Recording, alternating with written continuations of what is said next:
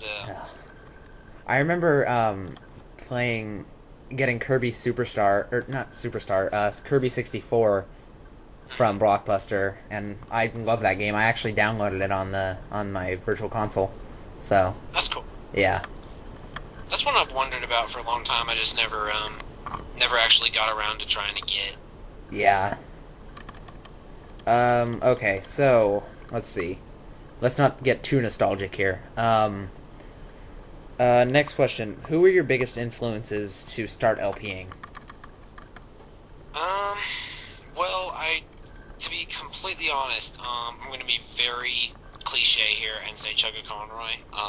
Yeah, I didn't even know what a Let's Play was until I stumbled across one of his Super Mario RPG videos. yeah, And it was actually kind of funny because I was really annoyed at first. I was like, "What the crap? I'm looking for gameplay of this game, and this guy won't shut up."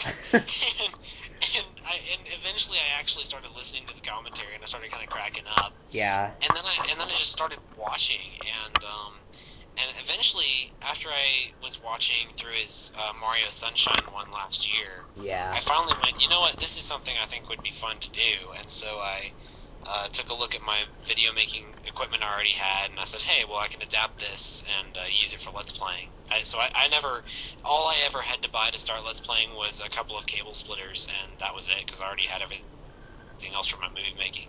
Yeah, But I think I ended to up answer your spending. question, Chugga Conroy inspired me to begin, and then over the course of existing on YouTube, I've had several other inspirations, including my favorite Tension LP move. here, Slim Kirby, um, and then several other guys who even if I can't specifically remember who they are at this particular moment, just because I'm out of it right now. Thinker. Yeah, it's like Thinker. I mean, he and I met each other a few months back, and or I guess it was back in like December or something. I'm not completely sure, but we both kind of liked each other's styles, and so I guess pretty much everybody who I've interacted with online has influenced me in some way or another. Um, but as far as flat out inspirations, it'd be Chugga Conroy to begin, and Slim Kirby with other inspirations. So, Yeah. I'm going to your channel right now. I just hope. Yeah, you have autoplay on, don't you? yes, I do. Oh, so you might hear your voice. Hold on. This is hiatus. Hiatus. That sounds like an evil word. It does. It's like one of those things that like you'd expect some random bald guy with one of those gigantic collared capes to say hiatus. Oh, you have currently, where is it? 1,876 subscribers. That's amazing. Huh. Like, how do you? I actually did not know that until you told me just now. Yeah, how do you think you got so popular? Have people ever told you like they like your voice or just what? Really, it's kind of a mixture of things. I when I started out my entire first month online on well, I should say on YouTube, Let's Playing. My entire first month, I think I got 2 subscribers because I was doing nothing but Ocarina of Time. Yeah. And then I finally decided, well, Ocarina's not getting very much exposure, and I would kind of like to move faster than 2 subscribers a month. So Well, your first I figured, Ocarina of well, Time video has 935 views on it. I know, and that was just recently it started to pick up because for a very long time it was really low on views compared to the rest of my channel. I mean, Yeah. and I think it's funny. If you look at Mario 64's first video, it has so many more views than that. But 1,183. And then the second episode has 619. Something I've noticed for Let's Plays, like, whenever you upload the first episode, there'll be, like, let's say 10 views. And then on, like, the other episodes, there'll be, like, 4 or 5.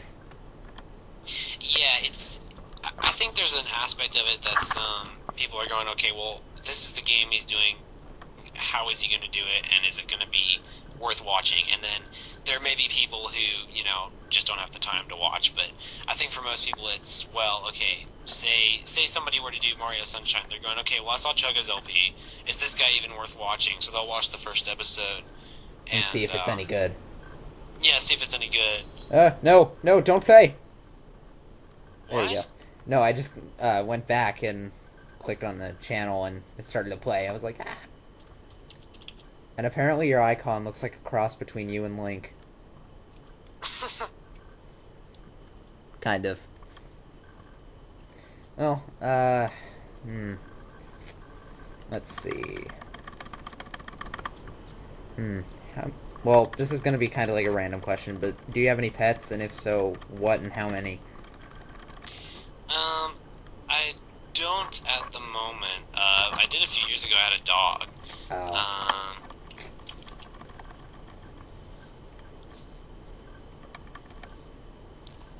But yeah. We got off topic. You were talking about what were we talking about before? Influences. YouTube. Huh? Influences, right? No. You're asking about YouTube, like popularity or whatever. Oh yeah. To be honest, it was kind of a little bit of luck because, basically, I could take a look at this to verify, but, I was doing Mario 64 and, Ocarina of Time for a really long while, and eventually I started kind of building up a little bit, and a little after, I think it was a little bit after I was at like 250 or 300 subscribers was when, after I had been in contact with Slim Kirby about the Galaxy voiceovers, he actually gave a shout out, which I was not expecting at all. And all of a sudden, it was just kind of crazy how fast things moved. I think that shout out kind of brought me from like 300 to 600 easily. Yeah. Which, you know, once Galaxy started up, Galaxy is a pretty high exposure game, so that was another aspect of it. But I think I really owe a lot of popularity to Slim Kirby and his shout out, which was really influential. Yeah. Out of curiosity, do you think, well, looking on YouTube, I think I've found a lot of Galaxy Let's Plays. Mm-hmm. So, what were you thinking when you did it? Just like, have you played through it before? Yeah, I've actually 100%ed Galaxy several times. And honestly, I had decided I wanted to do Galaxy several months before I even contacted Slim Kirby about anything. It was before I'd even gotten that idea. It's just a game I've always really enjoyed a lot, and it's a really cool game. And even though it is kind of overdone, and especially recently, Yeah. kind of overdone. I just kind of. It was actually like in February or something that I decided I wanted to do it. And so, yeah, I mean, it was really just kind of a little bit of a shot in the dark, I guess. One of the things I was thinking about was, yes, this is a very frequently done game, especially recently. And in fact, I think I mentioned in the Mario 64 video that I was not going to do Galaxy because I felt it was really overdone. Which I actually think is funny because Now you're doing my it. next LP. Yeah. But I think I recorded that video before I ever thought I'd do Galaxy. But long story short, I was just kind of thinking of ways I could make it more original, do something other people had not done, just to kind of set it apart a little bit, even though there's a lot of Galaxy LPs out there. And, Yeah. Especially Galaxy that's 2. when I got the idea of having Rosalina's storybook narrated. And I thought, well, who would I want narrating it? And my first thought was Slim. So I was Yeah. like, hey, that'd be really cool if it worked out. And, you know, I had no expectation it would, but it ended up, he was really awesome about it, and so it ended up working out really cool. Yeah. And then, wait, what was I gonna... Oh, yeah. Where am I going with this? I have no idea. Yeah, because in your first episode of your Super Mario 64 LP, it said that you had 3 files with 120 stars. So Yeah. either you have a lot of time on your hands or you just like copied it over. But No, let's just say my last year, I had no life at all. yeah, I basically, I think I played through Mario 64 like 3 times, or no. I played through Mario 64 100% like 3 times. I played through Galaxy twice, Ocarina of Time about 3 times, Majora's Mask twice. I Paper Mario once. I really just kind of took the classic Nintendo gaming world by storm. As far as what I was playing, and yeah, that was just over the course of a couple of months because I especially with stuff like Galaxy and Mario 64, I'm actually really quick with it. And yeah. then, but yeah, I will never ever do a blind Let's Play unless it's short because personally I just kind of would not feel comfortable with it at all. Yeah. Like I'm doing, So, I don't know if you watch my videos, but I'm doing Mario Galaxy 2 blind, and let me tell you, it's not fun. yeah. Like I think I'm only at like 92 stars right now, and it's tough getting stars. Blind, yeah. Yeah.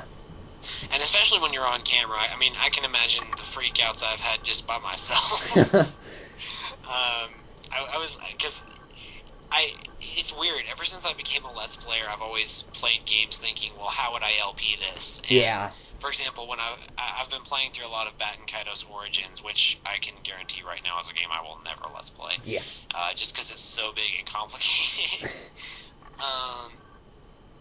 Similarly to how I can semi-guarantee I'll never do a Pokemon game because I actually told Chuck this once. I said, hey, you have made it basically impossible for anybody to do a satisfying Pokemon Let's Play forever.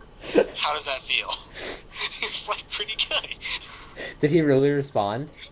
No, he didn't. Well, I don't think he ever did to that. I just thought it was funny. I don't remember what I was talking to him about. It was something else, but I was like, oh, just so you know, you've kind of screwed things over for everybody. Yeah. So. Well, as long as you're not doing Fire Red or anything from the first generation or second generation, I think you're good. Yeah. Well, I'll be honest with you. The only Pokemon game I've ever played is Ruby. Yeah, I was planning an LP of Sapphire Mm-hmm. because that was one of the games I grew up with, and I love it. Third generation happens to be my favorite. That's cool. Yeah. So. Well, I basically picked up a copy knowing, okay, I basically said to myself, I want to play a Pokemon game. I know nothing about Pokemon except what I've seen in Chugga's LPs, so I'll just pick up Ruby. Yeah. For the heck of it. I meant to get Fire Red because I'd seen that whole LP, but the copy that they had at my local GameStop was like $5 too much, and Ruby was just the right price, so I figured, hey, why not? It's a Pokemon game. Wait, you say the right price at GameStop where everything is overpriced? Well, I meant by the right price, I meant the amount of money I currently had in my wallet. Yeah, because I just think the amounts there are ridiculous. Like, well, used. not so much, not necessarily the amount it costs to buy a game, but the amount that they give you for trading in. Well, that too, because I think I traded in Twilight Princess right around the time I got a Wii, which was about, I think, somewhere over the summer in 2006 or 7. Yeah. And I traded in Twilight Princess because I never could get out of the village. But yeah, I passed that part now. I'm not stupid anymore. So I'm proud of you. I'm so proud. Yeah, I traded that in. I think I only got around $20 for it, and then they turn around and sell it for $45. Yeah, but, it's kind of crazy. Yeah, but you have to make money somehow. So. Yeah. Yeah. But. Well, do you have any last questions? I do need to get going soon, but. No, I think I'm good. That's cool. Alright, well, I guess I will see you around. All right, thanks for your time. No problem. Bye.